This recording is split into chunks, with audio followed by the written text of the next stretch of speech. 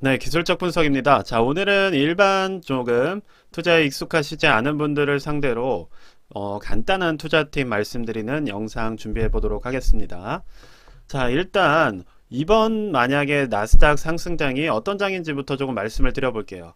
자, 지금 1199부터 시작해서 자, 최대 12263까지 거의 2000포인트의 상승이 나왔습니다. 자, 그쵸? 자, 2000포인트의 상승이 나왔는데 만약에 이번 상승장에서 수익을 못 보신 분이 계시다면 그거는 나름대로의 어떤 문제가 있는 거겠죠. 그래서 그런 분들을 상대로 왜 수익을 보지 못하셨을지 한번 그런 부분에 대해서 말씀드리는 시간을 가져보도록 하겠습니다. 자, 크게 두 가지로 설명을 드릴 수가 있을 것 같아요. 만약에 이번 1, 2월 상승장에서 수익을 못 보신 분들이 있다면 자, 첫 번째로는 매수 매도가 지나치게 잦은 경우가 하나가 있을 것이고, 하나는 이제 매수 매도 타이밍이 늦은 경우, 이렇게 두 가지로 말씀드릴 수가 있을 것 같아요. 자, 그래서 매수 매도가 지나치게 잦은 분들, 그리고 매수 타이밍이 지나치게 늦은 분들, 이 만약 이번 상승장에서도 아마 수익을 못 보셨을 가능성이 높습니다.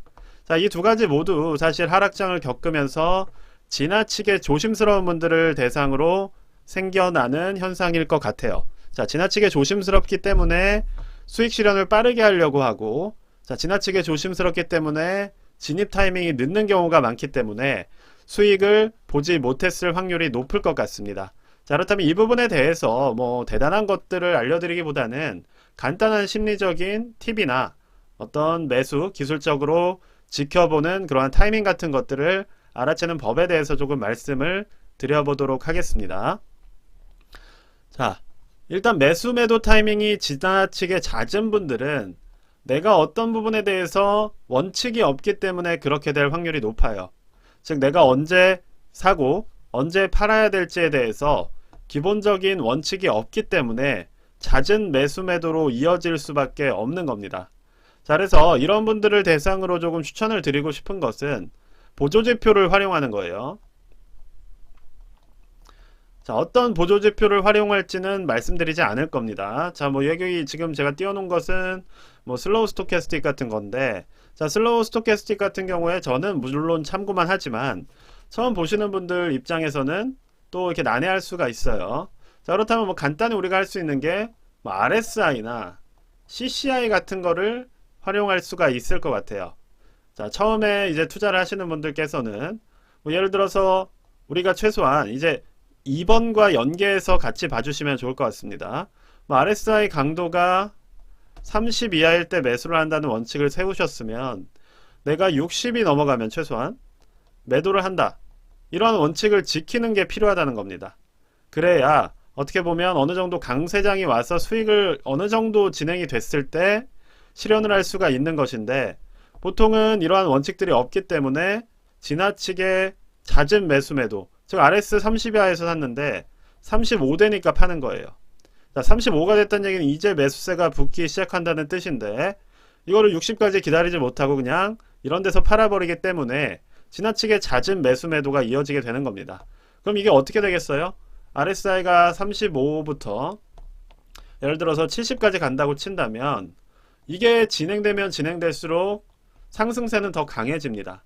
자, 그렇기 때문에 35에서 팔았다가 다시 45에 진입하고 다시 뭐 50에서 팔고 이런 식의 매수 매도가 진행되게 되는 것인데, 그 과정에서 어떻게 보면 계속 오를 수는 없거든요. 그렇죠? 이렇게 빠질 때 매도를 치게 되면서 오히려 손해를 보게 되는 그러한 결과를 만들게 되는 겁니다.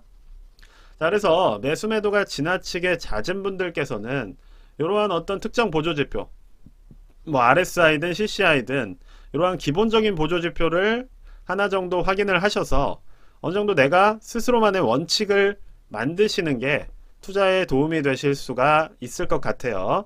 자, 그래서 이러한 식의 혹은 좀 긴 흐름에서 내가 투자를 한다고 한다면, 자, 어느 정도 추세를 보는 훈련, 예를 들어서 뭐 이평선을 활용을 하신다거나 아니면 기존의 저항이 잡혔죠. 그쵸?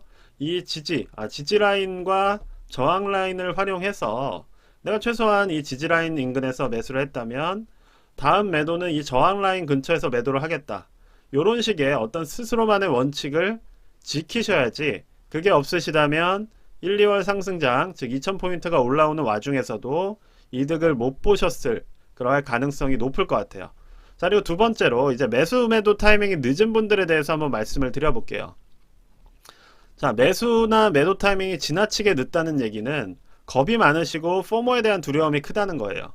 자, 그래서 이 부분에 대해서는 한번 말씀을 이렇게 드려볼게요. 자, 보통 매수나 매도 타이밍이 늦으신 분들은 자, 선택지가 세 가지가 있다고 생각을 합니다. 자, 언제 매수할까? 라는 물음에, 자, 나스닥 기준으로 말씀드려 볼게요. 나스닥이 3% 상승한 날, 자, 2% 상승한 날, 1% 상승한 날, 자, 4번까지 가볼게요. 마이너스 3% 빠진 날. 자, 이 중에서 보통 손해를 보시는 분들은 4번을 택하는 경우가 많습니다. 자, 그렇기 때문에 매수 매도 타이밍이 지나치게 늦어지는 거예요. 자, 저 같은 경우는 1번을 택할 확률이 높아요. 왜냐? 추세를 중시하기 때문이죠. 자, 그래서 실제로 우리가 어떠한 추세가 반전되는 신호는 강한 상승이나 하락입니다. 자, 보시면 주가가 이렇게 오르다가 빠지기 시작하는 초입의 신호는 강한 하락이에요. 반대로 주가가 빠지다가 오르는 신호는 강한 상승입니다. 자, 그래서 강한 하락이나 강한 상승, 자, 요 두 가지의 어떠한 의미를 이해를 하신다면, 자, 매수 매도 타이밍을 조금 더 빠르게 가져갈 수가 있다는 거예요.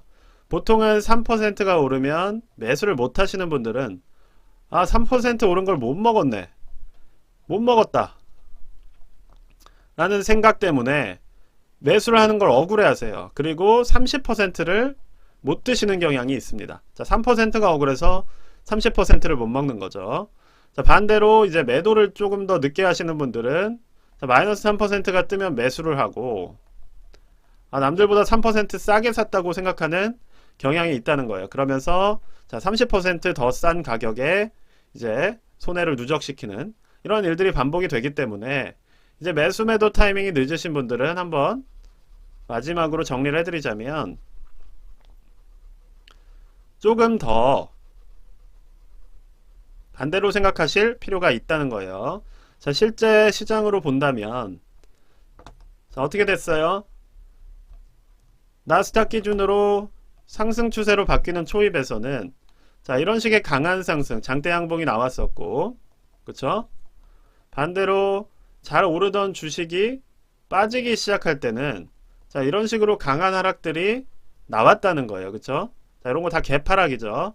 자, 그래서 우리가 어떻게 보면 상승과 하락에서 어떠한 매도 매수 타이밍을 잡을 때는 우리가 못 먹었다 라는 포모보다는 이 추세가 시작되는구나 라고 마인드만 바꿔도 상당히 많은 진전을 이룰 수가 있습니다. 네, 그래서 오늘은 이러한 팁을 조금 말씀드리는 시간을 한번 가져봤어요. 그래서 다양한 종목들로 한번 살펴볼게요. 자, 테슬라 같은 경우도 한번 보신다면 자, 어떻게 보면 강한 하락이 시작할 때, 즉 하락 추세로 들어갈 때는 자, 이런 식의 강한 하락들이 나오죠. 그쵸? 그럼 이때는 싸게 살 기회가 아니라 이러한 추세가 시작되는 거라고 봐주셔야 돼요. 왜냐? 워낙 강한 흐름이 나오기 때문에. 이럴 때도 마찬가지입니다. 이럴 때 진입하는 게 위험하다는 거예요. 자, 그래서 제가 요거 2달 뒤에 보라고 하실 때도 아마 한 이쯤이었을 거예요. 그러니까 하락이 강할 때는 조심을 하셔야겠죠. 근데 만약에 제가 이거를 꾸준히 모니터링을 했다면 자, 요 장대 양봉을 의미 있게 봤을 겁니다. 그쵸? 어쨌든 반전을 만들어내는 장대 양봉이 나왔고 그 다음날 바로 뭐가 나왔어요? 갭 상승이 나왔죠. 그쵸? 그럼 이게 추세를 전환하는 시도가 여기서 나왔던 겁니다. 자, 그래서 근데 보통 사람들은 이제 어떤 마인드로 접근을 하냐? 자, 장대 양봉이 나오고 갭 상승까지 나오면 아, 내가 이득 볼 구간은 놓쳤구나 라고 하면서 포기를 하는 거죠. 반대로 이렇게 강한 하락이 나오면 이렇게 기다리고 있다가 이제 요럴 때, 와, 드디어 남들보다 싸게 살 기회구나 라면서 이제 매수를 하는 겁니다. 그래서 요런 식의 지금 매수 매도를 하고 계시다면 포인트가 다시 뭐 1만 포인트가 올라가도 못 버시는 분들은 못 번다는 거예요. 자, 그래서 이러한 어떠한 심리적인 허들을 항상 조금 지켜보시면서 투자를 하신다면 좀 더 나은 투자를 할 수 있지 않을까라는 생각이 듭니다. 제가 원래 이 유튜브를 통해서는 이러한 투자 팁에 대해서는 잘 말씀드리질 않아요. 기본적으로 시황 분석에만 집중을 하고 있지만 최근 이제 거의 구독자가 10,000명 가까이 접근을 했기 때문에 그동안 이제 구독해주신 분들은 기본적인 것들은 조금 알고 가시라는 마음에서 자, 이렇게 오늘 영상을 조금 준비를 해봤습니다. 근데 사실 별거 아닌 얘기고 모든 사람들이 아는 얘기일 수 있어요. 그런데 이제 어쨌든 저는 제가 말하는 하나하나가 상당히 의미가 있다고 스스로 높게 평가하는 경향이 있기 때문에 좀 웃긴 얘기지만 그렇죠. 그래서 좀 도움 받으셨으면 하는 마음에서 이렇게 영상을 조금 준비를 해봤습니다. 네, 기술적 분석 아마도 뭐 이번 주나 다음 주쯤 뭐 1만 명 넘어갈 것 같아요.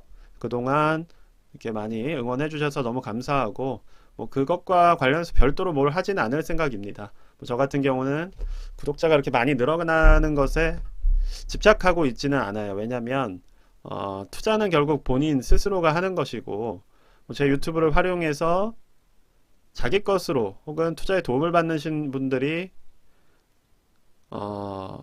제가 10,000명 열 분을 만약에 위해서 찍었다고 한다면 사실 한두 분 정도밖에 안 되는 것 같아요. 그래서 뭐 이거를 뭐 많은 분들이 아시는 게 중요하다기보다는 그냥 좋은 어떠한 투자 파트너로서 구독자분들이랑 소통을 하고 저 같은 경우도 제 삶의 어떤 많은 포션을 뺏기는 거는 또 원치는 않습니다. 그래서 어느 정도 저도 뭐 바쁜 와중에도 그냥 조금씩 소통하면서 사실 제작 퀄리티는 좀 많이 떨어질 수가 있어요. 그렇지만 제 컨셉이나 아이디어를 조금씩 이렇게 공유를 하면서 서로 도움을 받는 그러한 채널을 지향을 하기 때문에 여기까지 왔다고 생각을 하고 그런 부분에 있어서 도움을 주셨던 저희 회원님들이나 뭐 구독자분들한테 항상 감사드린다는 생각을 하고 있습니다.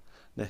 그래서 오늘 영상은 여기까지만 말씀드리도록 하겠고요. 영상이 도움이 되셨으면 구독과 좋아요 부탁드립니다. 감사합니다.